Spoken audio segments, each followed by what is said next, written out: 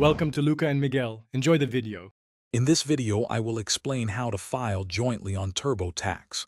First, ensure you meet the IRS criteria for married filing jointly status.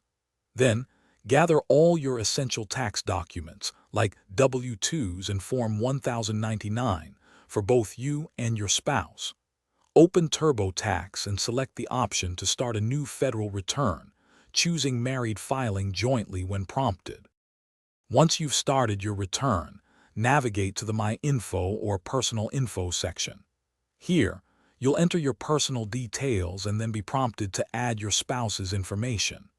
Be sure to accurately input their full name, social security number, and date of birth.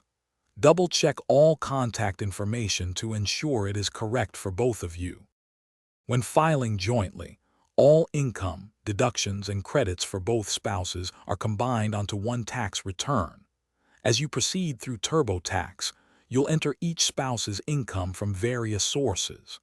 The software will guide you to combine eligible deductions and credits, such as the standard deduction of $30,000 for married filing jointly.